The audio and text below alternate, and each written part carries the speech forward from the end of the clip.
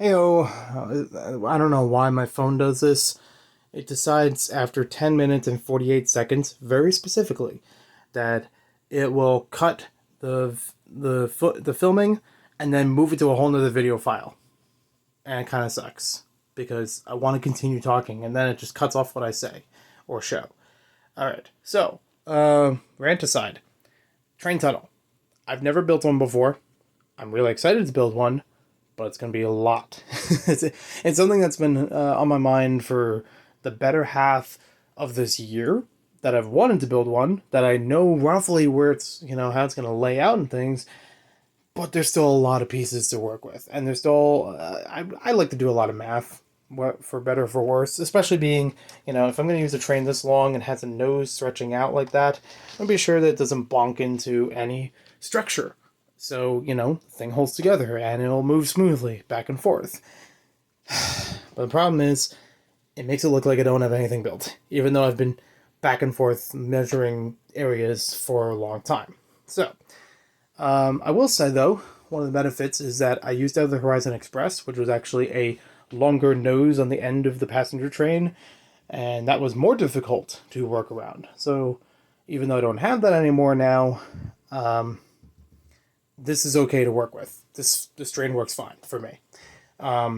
So aside from the height and aside from offshoot of the track, I also have to work on how much inward it's going to the city and how much upward it's going to sustain, because it's not just going to be topping off right over the train itself. It's planned that this would be layer 1, and then there'll be a layer 2 on top of it, and then layer 3 on top of that, or roughly the same height in between them. Layer 2 is going to be the top of the train tunnel, more mountainy area where you can do some hiking stuff, campgrounds, fishing, outdoor activities. And that's something I've wanted to do for a very long time with Studside Heights and other previous Lego towns I've built, because I just think it's a fun extra activity to incorporate. Just something that separates from other areas. It's like the beach aspect is not everyday Lego town function. It's sometimes incorporated, but mine is more emphasizing that. So they would be kind of the same thing over there. And then layer 3 is just basically building it upward. Because my motto for a long time with Studside Heights has been, I can only work on a certain amount of width, of footprint, perimeter and everything like that. And now it's been reduced since I moved, so I have a lot less that I can maneuver things. So if I can't build outward, length and width, then I got to build upward. So height. And that's why, I'm trying to work on that with some of the buildings or just that whole mountain tunnel area. So that way it's still useful area. Instead of it just being open flat land, I can't really build houses or anything on top of it. Unless I put it up a little bit further, and now I can put a log cabin with a lake or something. Not a huge lake. I mean, just some body of water, whatever the case may be. Now, with that whole area, it's basically taking this row of base plates. So it's not stretching that much further out into the city that way, except for a few rock details and the entrance to the tunnel. But the base plates will actually, I have other base plates like these I'm going to be stacking on top of this. So that way, if I need to move stuff or reach my hand in here and finagle things, if it needs to be fixed or whatever, I can do that. And also adjust them or just recustomize them or something. So with that being said, I need to make this framework really sturdy so it can support that weight. Whatever weight is going to be on top of it, just being on those base plates, because it's not going to physically attach onto them. They're just resting on them. So, with that being said, that's why it's taking a lot of time to get to this. But now that I got the train tunnel, or now that I got the train track done, I can work around that without the train track adjusting. And the train tunnel can now, get moving. So roughly around this area is where I was considering opening the entrance to the train tunnel on either side. It may push back a bit, depending on the parts, but I think this is okay for now. And hopefully will work okay as far as like the nose goes for the train, because, it curves in like that, and it's like, okay, pretty much clear. So, yeah. There will also be an opening right here, which will allow me to use the speed regulator, adjust electrical things with it if need be, because this is, again, 20, 30-year-old technology. I'm glad it still works, but it could always fritz, if wires fray a bit. So if I need to make adjustments, I can do that. And this kind of area in between them is going to be blocked, so you won't actually see it completely. Or, well, I guess I could do this, but it would kind of break the immersion of having a train tunnel into mountainside on that way. I could make it entirely clear. That would be fun. But again, you wouldn't really get the sense of it being part of the rest of the setup like that. I mean, you'll see it go in through here, it'll just get blocked for a bit, and then you'll see a little bit of it through here as it's passing through. Because, like I said, there's going to be enough cut out that I can reach this thing and adjust it as need be.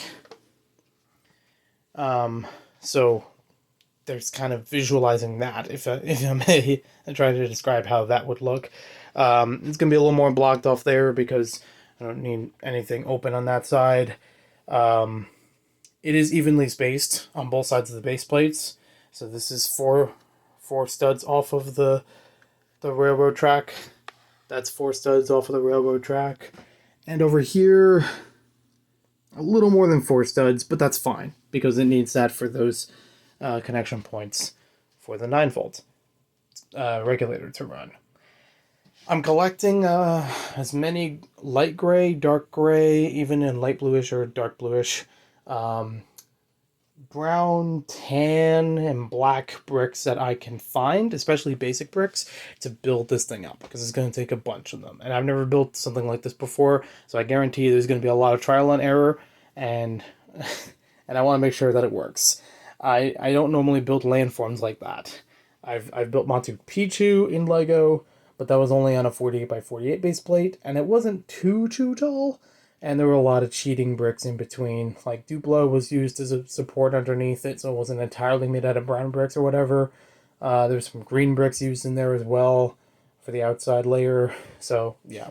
And then there was a Simpsons clone creation that I made a couple years ago. I forget the entire name of it.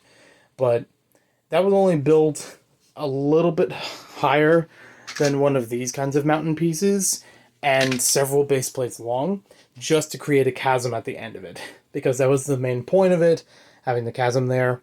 But everything else had to be leveled off, so it felt more natural that way.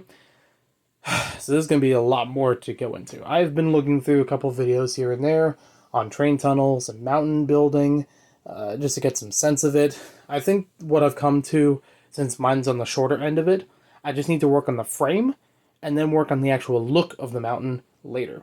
Because I can always put pieces sideways to make that mountainous look a-okay. I mean, I can use these for days. I'm going to be okay with that.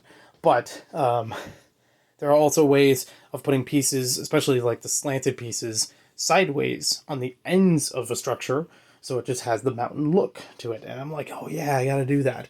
While still keeping it very firm all throughout. So it might actually look a bit squarish on the interior, just to get that support, just to be able to hold the layers that's going to go on top of this thing.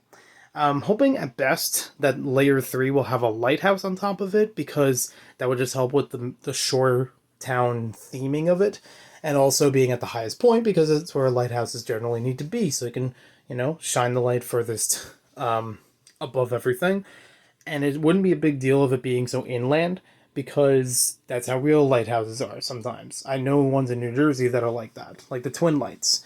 A couple of them in Sandy Hook, actually. I don't try to put realism into everything, but I do like using real life as inspiration, if that makes sense. Like, I don't need this to be 100% authentic or realistic to something, or logistic every which way. But I do like trying to use real life things and say, oh yeah, I could do it like that. It'll look good. So I'm looking forward to that. I hope you are too. I don't know when the next update will be, But at least I got to share this with you, and if you got any tips, I'm welcome to them. I know I built a lot of amusement park stuff. I would love to use those. But I don't know if there's going to be room for an amusement park or even a boardwalk. That's going to take a little while to figure out. So thank you for watching this video and the second one beforehand. Hope you all have a wonderful day, have a happy holidays, and I'll talk to you all later. Hopefully we'll have not too long before the next update.